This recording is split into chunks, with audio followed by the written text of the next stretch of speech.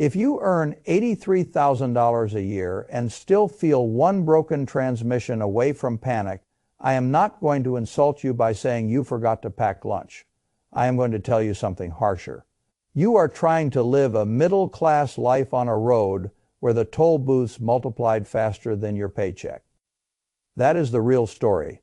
Most people think poverty is a hole at the bottom. I think that is dangerously outdated. In modern America, the more important danger is the toll road in the middle. It is the stretch where you make too much to be treated as poor, too little to buy real margin, and just enough to keep paying for the right to remain a functional adult in the system. That is where millions of families live. That is where fear gets dressed up as normal life. That is where the car repair becomes a crisis, the rent increase becomes a family argument, the medical bill becomes a week of pretending not to look at the mailbox, and the phrase doing okay becomes one of the great accounting frauds of modern life. I have spent my life looking at cash flows. I look at businesses that appear strong and ask one question before all others. What has to go right for this machine to keep running? You should do the same thing with your own household, because a lot of families who believe they are secure are not secure at all. They are simply still moving through the toll lane, and movement is not the same thing as safety. The first mistake people make is confusing income with control. A paycheck is not control. A paycheck is just raw fuel. Control is what remains after the tolls. You can earn a respectable number on paper and still have almost no control over your life if every major dollar has already been preclaimed by housing, transportation, insurance, childcare, taxes, and the other silent collectors standing by the roadside with their hands out. That is why the median household income can sound respectable and feel fragile at the same time. The number says middle class. The nervous system says one surprise away from damage. When those two things disagree, I trust the nervous system, because your body usually discovers the truth before policy does. If you want to understand what happened to the American middle, stop using the old vocabulary. Stop asking who is poor and who is comfortable as if those are the only two buckets that matter. The more useful question is this: how many toll gates stand between a household and actual stability? Now start counting. Take a family making around $83,000 a year on paper. That sounds like the old promise: a house, a car, maybe two. Children, a vacation that does not require a credit card hangover. Some savings, some breathing room. Now drag that fantasy into arithmetic. After federal taxes, payroll taxes, and often state taxes, that family is not dealing with $83,000 anymore. It is dealing with something in the mid-60s. That is your real fuel tank. Now comes the first toll gate: housing. This is where a huge amount of public conversation still sounds like it was written in another century. People talk about housing as if it were still one expense among many. It is not for millions of families. It is the dominant collector on the road. If you rent in a major city, the check is vicious. If you own with a mortgage in a high-cost state, the check is vicious in a more respectable outfit. Either way, a massive amount of the tank is gone before life has even started. Then comes transportation. This one is particularly cruel because it hides inside culture. America built a labor market around cars, and then pretended cars were lifestyle choices. For a huge share of households, they are not choices. They are admission tickets. You do not get to work without them. You do not keep the income that pays the mortgage without them. So fuel, insurance, maintenance, registration, repairs, financing, maybe two vehicles instead of one, and suddenly the second toll gate takes another bite out of the tank. Then comes health care, which is one of the finest examples of how a country can normalize financial abrasion. A lot of households hear that their employer covers most of the premium and feel lucky, but the worker contribution is still real money. Then come deductibles, then co-pays.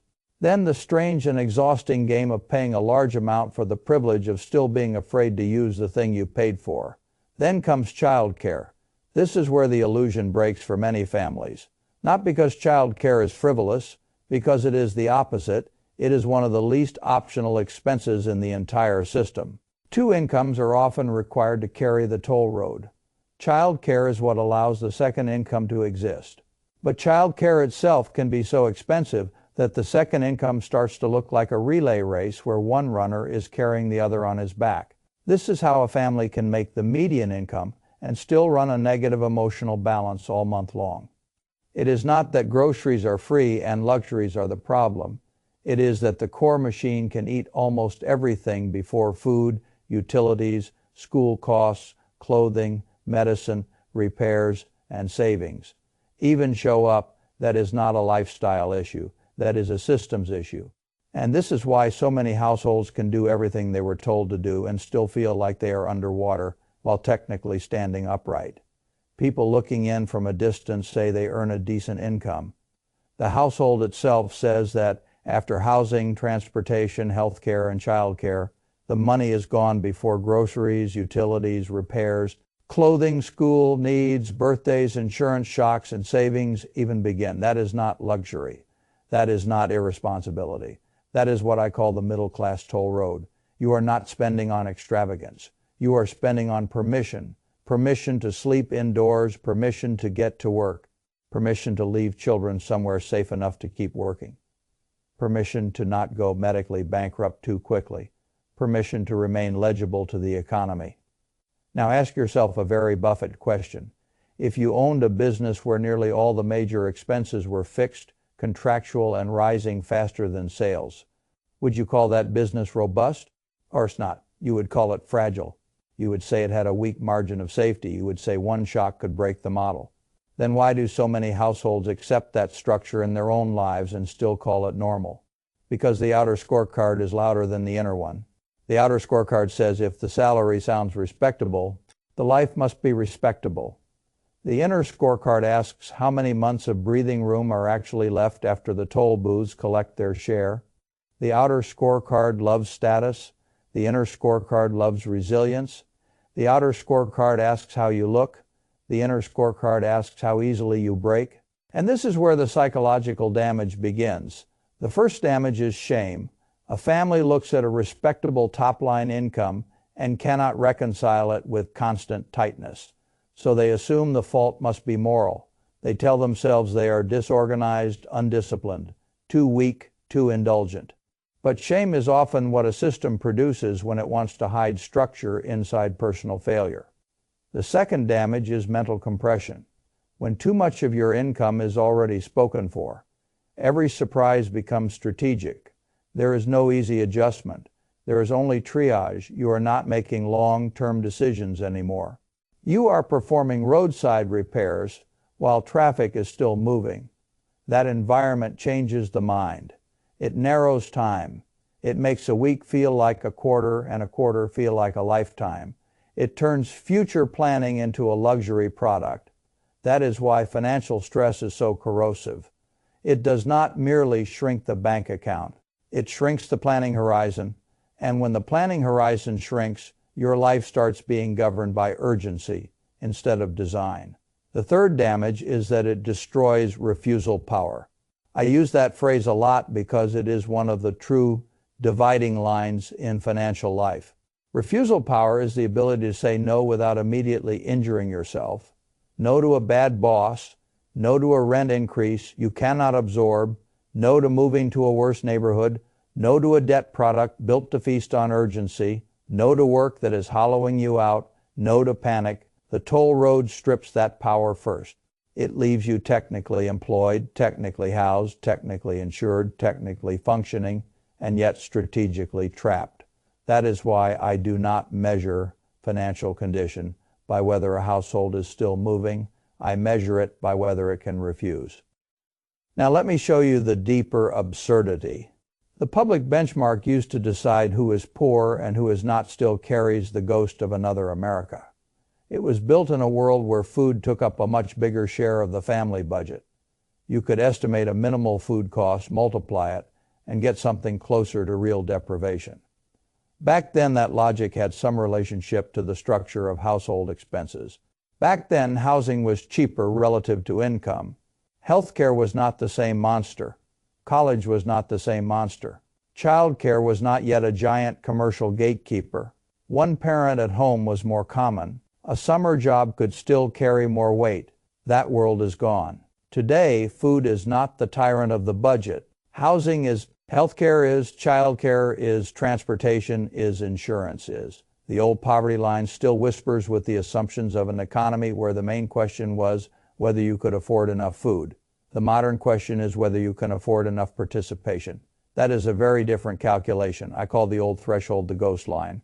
It still stands there in policy language. It still decides access. It still shapes public discussion.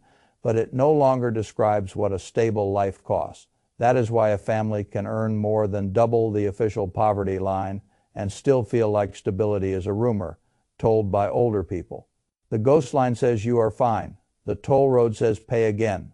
And if you update the old logic to something closer to the modern cost structure, the number starts looking much larger. Not because everyone suddenly became poor, because the price of participation broke away from the benchmark and never looked back. That split matters more than most people realize, because public numbers do not just describe reality. They authorize how much pain society is willing to acknowledge. If the benchmark is too low, then millions of households vanish into a statistical blind spot. They are not counted as poor enough to trigger alarm. They are not comfortable enough to build margin. They live in the gap. The gap is where danger becomes invisible. And invisible danger is always the best kind for a broken system. You can see the cruelty even more clearly when a family climbs the wage ladder. This is where most people assume the story gets better in a straight line. Work more, earn more, breathe easier. That is the mythology. The toll road does not work that way, because assistance often shuts off at one gate, while market pricing is still waiting several miles ahead. So a raise arrives and is celebrated for one evening, then one benefit disappears. Another threshold is crossed. Another subsidy falls away. A few more dollars an hour show up on paper, and a much larger amount of net support disappears in practice. That is not a ladder. That is a disguised cliff. I call it the ladder trap. The climb looks rational from a distance. Up close, certain rungs are greased. You step higher and end up with less usable life. That is one of the quietest brutalities in the system. The person did exactly what the moral script demanded, worked more, improved income, moved forward, and still got hit with a net setback. Once you understand that, you begin to see why so many households live in permanent caution. They are not lazy. They are not broken. They are making decisions in a maze where some wins are secretly losses. This has consequences far beyond monthly stress. It changes the architecture of a life. People delay children because the toll road makes family expansion feel like financial self. They delay homeownership because the down payment, the interest rate, the insurance, the taxes, and the maintenance turn what used to be a base into a dare. They avoid switching jobs because losing employer health coverage for even a short period can be catastrophic. They do not start businesses because entrepreneurship sounds romantic until you realize you are one bad quarter away from losing the very coverage and cash flow that keeps the household above water. They do not move to better opportunities because the rent near those opportunities has already been bid into another class of reality. This is how a nation can still talk in the language of mobility while quietly taxing motion itself. You want to know something revealing? For a short period during the pandemic, a lot of toll booths suddenly went quiet. Commuting stopped. Daily fuel burns stopped. Work lunches stopped. Dry cleaning stopped. Some child care costs disappeared. Some friction vanished. Stimulus mattered, yes. But so did the sudden removal of the daily tolls required simply to show up. And what happened? Savings surged. That is not a trivial observation. It is a confession written by the economy itself. When a large number of households stopped paying the participation toll, they immediately looked more solvent. Not because they had been secretly wasteful, because the road had been charging them for breath. Then the world reopened. And the booths came back, not just back. Hungrier, mortgage rates climbed, insurance climbed. Health costs climbed, home affordability collapsed in places that once felt normal, and all of that landed on a public narrative that kept saying incomes were rising and households were, on aggregate, better off. This is how official optimism can become a form of gaslighting. The spreadsheet sees progress, The kitchen table sees compression. I am not against data. I built a life on respecting it. But data without structure is one of the easiest ways to lie, honestly. If you only look at the share of households crossing some higher income threshold, you might conclude the middle is shrinking because people are getting richer. Sometimes the truth is uglier. The middle can shrink because the price of a merely stable life has run upward faster than the language used to describe it. In other words, you are not graduating into prosperity. The admissions office just raised the tuition for normal. That is the machine, and once you see it, a lot of false advice becomes obvious. When someone tells a household trapped on the toll road to just cut discretionary spending, that can be useful at the edges, but it misses the core. The core is fixed. Cost gravity. The core is the fact that many of the largest drains are not impulse buys, they are structural tickets. The car is not an Instagram indulgence. It is often the bridge to employment. Lechaiha is not a vanity. It is a toll you pay to preserve the second income that keeps the first income from being overwhelmed. The housing bill is not a little treat. It is the largest collector on the route. That is why shallow budgeting advice so often feels insulting. It is trying to fix a toll system with coupon discipline.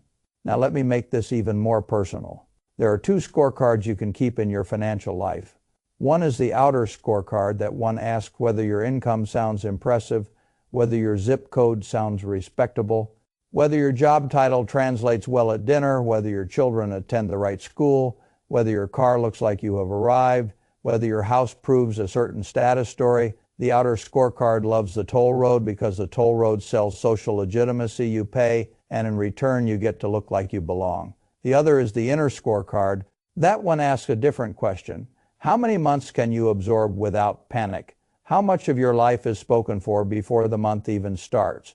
How many decisions are truly yours? How much refusal power do you have? How exposed are you to one layoff, one diagnosis, one rate reset, one insurance spike, one child care shift, one transmission, one lease renewal? The outer scorecard says $83,000 or $150,000 sounds decent. The inner scorecard asks how much open road remains after the booths. That is the scorecard I trust. Always, because appearance can survive on leverage denial and calendar luck, freedom cannot. If you want my blunt diagnosis, modern financial fragility is no longer confined to the bottom. It is spreading through the center. Not always as visible poverty, as managed instability, as polished strain, as respectable vulnerability, as households that can still make every payment until the first month they cannot. That is why I do not think the real divide is rich versus poor. The more revealing divide is between households with margin and households without it. Margin is the most underrated financial asset in the world. Margin is not excess, it is oxygen. Margin is what lets a family absorb life without financing the shock. Margin is what turns a surprise from a crisis into an inconvenience. Margin is what lets you wait for a better opportunity instead of taking the first ugly one. Margin is what keeps one mistake from cascading through the entire structure. On the toll road, margin is the first casualty, and here is the part that should make you angry. A lot of political and cultural language still treats the absence of margin as an individual failure, as if millions of families all spontaneously became sloppy at the same time, as if the collapse of breathing room were mainly the product of weak character. When housing outruns wages for long enough, when health costs outrun inflation for long enough, when child care behaves like a second mortgage, when transportation remains mandatory and expensive, when policy thresholds lag reality, and when benefits vanish before market pricing becomes survivable, you do not have a moral epidemic, you have a systems problem. And systems problems require systems thinking. That brings me to the part most people skip, the escape path. I am not going to pretend there is a magical trick that dissolves the toll road. There is not. But there are strategic moves that matter, and they matter precisely because the system is real. First, stop lying to yourself with gross income. Gross income is vanity. Net controllable cash flow is reality. You need a toll map, not a hopeful budget. A toll map, you need to know exactly which gates are structural, which are negotiable, which are temporary, and which are traps masquerading as adulthood. When I study a business, I separate essential operating costs from ego costs, financing errors, and hidden leakages. You should do the same. A household that does not know its toll map is not budgeting, it is guessing. Second, build what I call a refusal fund before you obsess over appearance. Most people say emergency fund. That is fine, but I prefer refusal fund because it names the true function. This cash is not just for emergencies. It is there to buy decision, making time. It is there. So the next surprise does not immediately recruit debt. It is there so you do not need to say yes to every rotten option the moment something goes wrong. A refusal fund is how you begin reclaiming power from the toll road. Third, attack fixed costs with more seriousness than you attack lattes. The world loves to shame tiny consumption because it is easier than confronting the larger machinery. But the biggest gains often come from the big gates: housing choices, car choices, commute geometry, insurance shopping, child care coordination, school district trade-offs, job location trade-offs. These are not sexy decisions. They are capital allocation decisions. And capital allocation is where fortunes are really made or protected. Fourth, do not voluntarily add new toll booths in the name of status. This is one of the great middle class self-inflictions: a larger house than you need, a car payment designed to win social silence, a neighborhood purchase for symbolic reasons, activities that convert your children into line items of competitive signaling. You tell yourself these are signs of progress. Often they are just future gates you are installing with your own hands. Status is expensive because it rarely ends with a purchase. It reproduces. It creates maintenance, comparison expectation, social obligation. Once status enters the household budget, it behaves like a toll operator with expansion plans. Fifth, increase income, but do it with your eyes open. Income still matters enormously. You cannot solve a structural squeeze on grit alone, but extra income is only liberation if it outruns the next wave of fixed costs. If every raise immediately gets consumed by a nicer zip code, a more impressive car, more financed identity, and more participation pressure, then income growth becomes motion without escape velocity. You must decide in advance what each raise will do. Otherwise, the road decides for you. Sixth, protect your ability to move. The toll road punishes rigidity. Skills that travel matter, credentials that travel matter, networks that travel matter, savings that travel matter. A household that cannot move geographically, professionally, or psychologically is far more exposed than it looks. Mobility is not just ambition, it is a hedge. Seventh, teach children the difference between a life that looks expensive and a life that is actually durable. A lot of families quietly pass on outer scorecard thinking because they themselves were raised inside scarcity and now want visible proof that the scarcity ended. I understand the impulse, but if you teach children to measure success by the size of the tolls they can afford, you are teaching them a very elegant form of bondage. Teach them margin. Teach them optionality. Teach them that the strongest life is not the one with the loudest payments. It is the one that can absorb bad weather without begging. Now, let me say something even tougher. You do not need the official poverty line to validate your strain. You do not need a government chart to tell you whether your life has enough room. You do not need permission to admit that an income can be respectable and still strategically weak. The benchmark matters for policy, but your household cannot afford to outsource reality to a benchmark built for another era. If the numbers say you should feel okay, but your life says otherwise, believe your life, then improve the structure. The great danger is not just that the public measure is outdated. The greater danger is that you let an outdated measure talk you out of making necessary changes. That is how families stay trapped.